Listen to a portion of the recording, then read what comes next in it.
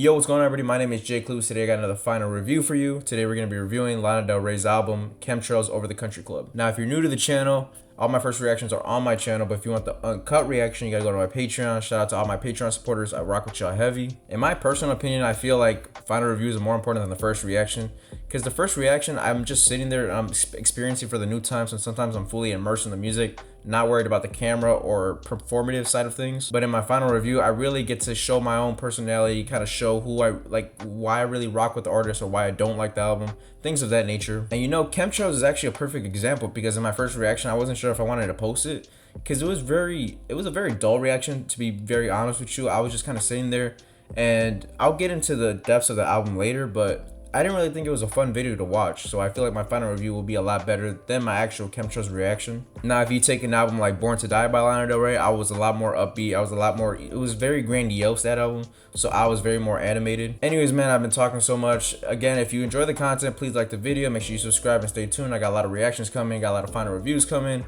a lot of album comparisons, etc, etc. If you rock with me heavy, please subscribe. Without further ado, man, let's get into the review. Lana Del Rey's albums are often exploration of the American dream, the fragileness of fame, nostalgia, and her own personal experiences. On her 7th studio album, Chemtrails Over the Country Club, she returns to this melancholic, cinematic sound while continuing to evolve as an artist. Now, initially, the album might not feel subtle or restrained by as many of Lana's works. It grows more nuanced with each listen. Chemtrails offers a quieter, more introspective narrative than some of her previous works, focusing on themes such as love, self-exploration, delusionment, and all set against a dreamy, almost ethereal soundscape.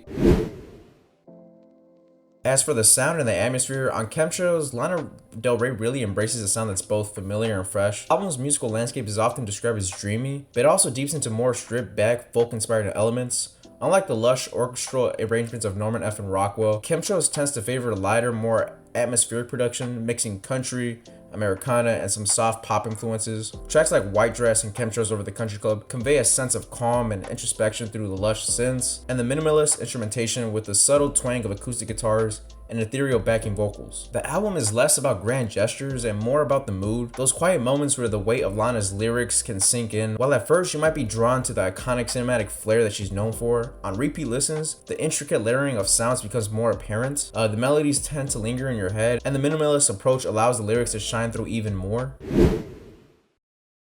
Now, if you get into lyrical themes, Lana always has been a master of crafting vivid cinematic imagery, and on Chemtrails, she deepens her exploration of self-examination, love, and fame. The album's title track, Chemtrails Over the Country Club, plays a surreal imagery of beauty, longing, and the complexity of modern life. The song's lyrics blend personal reflection with almost ghostly quality, hinting at the idea of trying to escape the anxieties of modernism. So some of the themes in this album is nostalgia and escapism. As always, Lana remains deeply nostalgic in her music, drawing on memories of youth and longing for simpler times. There's an underlying sense of nostalgia throughout Chemtrails, and especially in songs like Tulsa Jesus Freak and White Dress, where she reflects on her past and the transformation of her identity over time. The track White Dress in particular is one of the album's most personal moments in my opinion, as Lana expresses her vulnerability and self-awareness, recalling a time when she was just starting to find her voice as an artist. The track feels almost confessional, raw, intimate, and slightly mournful. Her voice is tender, as if she's remembering her former self with a mix of fondness and regret. Now, I really love that track in particular, and I'm going to reference this again because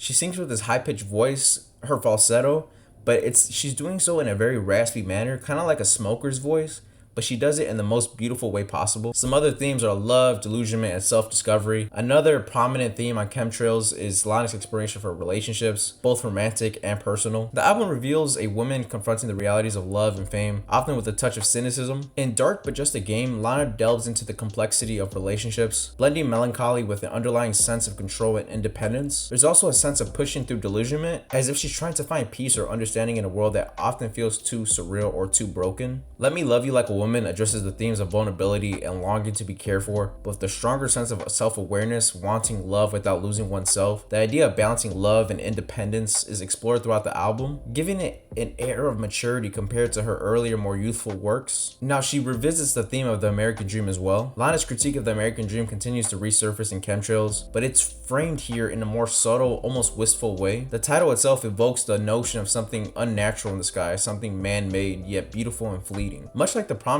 of the American dream, songs like Chemtrails and Not All Who Wander Are Lost subtly address themes of emptiness and the search for meaning in a world that is saturated with contradictions. Now getting into some of my standout tracks, again, I love White Dress. That was one of my favorite songs on the first listen, and it still is one of my favorite songs now. Now this song blends an acoustic guitar with ethereal synths. Lana's vocal delivery is fragile and raw, and the lyrics are self-reflective, recounting her early days before the fame. It's hauntingly beautiful and one of the most vulnerable moments of the album. Now I talked earlier about her like falsetto and the raspiness of her voice. That raspiness gives her vocals just another layer, and it just makes the whole track sound really great. And if you don't know what I'm referring to, I'm specifically referring to the chorus, especially when she says, "When I was a waitress." Just the way she gets up there with that raspy falsetto is just amazing. Another track, which is Chemtrails Over the Country Club, which Lana does pretty often with the title track of the album. She does a really great job, and she usually puts it in the beginning part of the album, I've noticed. Now the title track is a dreamy, wistful song that encapsulates much of what the album is about. The imagery is vivid and surreal, with Lana singing about escaping into the sky, the country club, and the world that's both familiar and unattainable. The song Tulsa Jesus Freak, the track has a slightly more upbeat, twangy feel and captures the essence of Lana's love-hate relationship with America. It's a love song, but one that's complicated by themes and displacement and yearning for a place that might not even exist anymore. Dark But Just a Game, it's a standout for its production and mood. This track has a darker, more really weird quality than others on the album. The lyrics are reflective, dealing with love, fame, and the complexities of modern relationships, which is something I feel like we can all relate to. Now I do want to talk about my first listen versus my repeated listens. After doing some research, I realized I'm not the only one who felt like this when the album first dropped. Now when the album first dropped, many listeners might have felt surprised about how laid back and introspective the album felt, especially coming off the albums such as Lust for Life and Norman fucking Rockwell. Again, when you first hear the album, it's very subtle and it's very minimalist in nature, and the tracks are not really radio friendly as some of her previous albums. However, much like the rest of her discography, after a few listens, the production becomes a little bit more intricate. There's a haunting beauty to the melodies that are constructed within this album. The more you listen, the more you discover small instrumentation, nuances, lyrical depths, and the complexity of emotional textures that Lana is known for. The album may have just been just okay on first listen, but with time it becomes a little bit more easier on the ears and a lot more to appreciate as time goes on. You know, you got the personal nature of the storytelling, the artistry of the production, and the more subtle sophistication of themes that need to be explored. You know, in the intro of this video, I pretty much said that my first listen of Chemtrails Over the Country Club was very boring in my own personal opinion. Some of y'all liked it and I appreciate all the positive comments, but as a person who makes these videos and in some of my previous videos, I just felt like that was a really boring first reaction just because I was just sitting there like this. And like, Lana does not make bad music, but at the same time, this was one of those albums where like, you listen to it when it's raining outside and you're just chilling. Now, if you take an album like Born to Die or Norman fucking Rockwell, if you look at those reactions, I was going crazy. I was melting in my seat. I was really excited. I was moving around. Like, I was a little bit more animated. In conclusion, Chemtrails Over the Country Club feels like a natural evolution in Lana Del Rey's sound. Quiet, introspective album that speaks more to the complexities of being an adult in the modern world than to the overt excess of fame or youth. It's an album about longing, identity, and self-reflection, wrapped in a dreamy, atmospheric production. While it might not hit you hard at first on first listen, depth and subtle beauty reveals itself over time. In a way, the album kind of mirrors Lana herself, complex, multi-layered, and at times difficult to pin down, but ultimately rewarding those who take the time to understand it. If you're a fan of Lana's introspective side, Chemtrails Over the Country Club will speak to you deeply, especially once the melancholic beauty of its quiet moments sink in. It's not as instantly captivating as some of her previous works, but it's undeniably more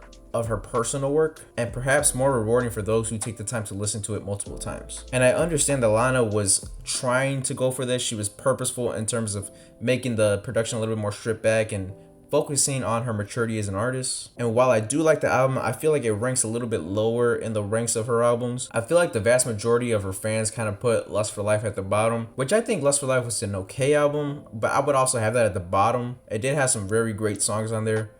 But she has a very hard-hitting discography. I would put Chemtrails Over the Country Club above Lust for Life, and her previous works kind of stacking up like Ultraviolence, Born to Die, etc, etc. Chemtrails is one of those albums that you just kind of put on when you're on a certain mood and you want the introspection side.